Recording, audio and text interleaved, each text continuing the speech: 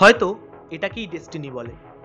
দুটো সম্পূর্ণ আলাদা খেলা, চারজন সম্পূর্ণ আলাদা মানুষ, তাদের ভাষা আলাদা, টেকনিক আলাদা, তবুও তারা চারজন যেন বারবার একটা জায়গায় গিয়ে মিলিয়ে যাচ্ছে।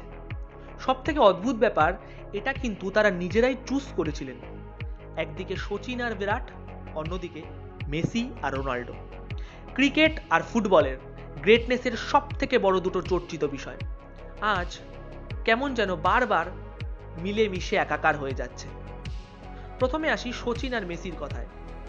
সচিন একটা সময় চুজ করেছিলেন মেসিকে। Messi is more of my type. এবার ভেবে দেখুন, তাদের দুজনের জীবন কতটা মিলেমিশে গেছে।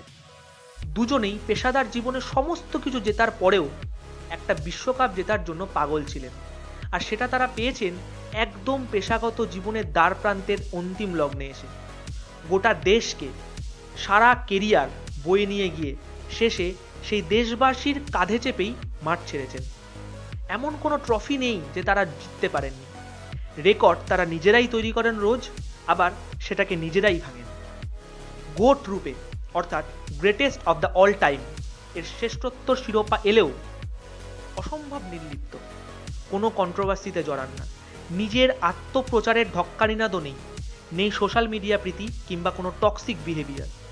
এক কথায় তারা যেন পাশের বাড়ির জিনিয়াস, নম্র, বিনয়ী, ভদ্র একটা ছেলে। এবার আসি বিরাট আর রোনাল্ডো। বিরাট নিজেও একবার চুজ করেছিলেন রোনাল্ডোকে। From the skill point of view, I would prefer to be Ronaldo because দুজনেই অসম্ভব হার্ডওয়ার্কিং।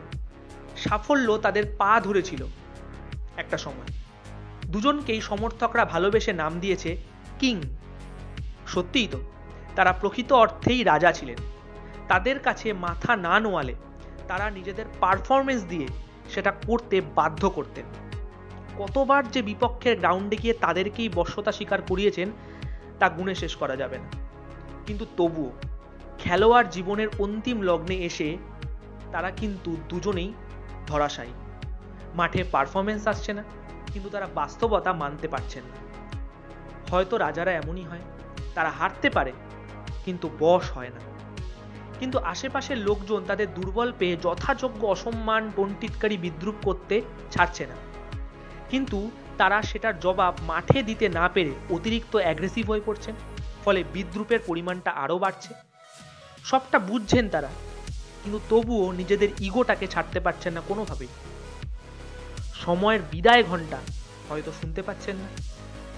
আজ যখন বিরাটকে অস্ট্রেলিয়া সমর্থকরা বিদ্রুপ করছিল, বিরাট প্যাভিলিয়নে ঢুকতে গিয়েও ফের একবার বেরিয়ে এলেন গ্যালারির সমর্থকদের উদ্দেশ্যে সেই কটু কথাগুলোর জবাবটা দিতে। অথচ এর জবাব তো মাঠেই দেওয়ার কথা ছিল, মুখে তো দেওয়ার কথা ছিল না। অন্তত এতদিন তো তারা তাই করে আসতেন। হয়তো ঈশ্বররা অমর হয়, যেমন সচিন, যেমন লিওনেল মেসি। আর রাজারা সারা জীবন যুদ্ধে জিতেও জীবনের শেষে সেই যুদ্ধেই মৃত্যুবরণ করেন, বিরাট কোহলি, ক্রিস্টিয়ানো রোনাল্ডোর মতো।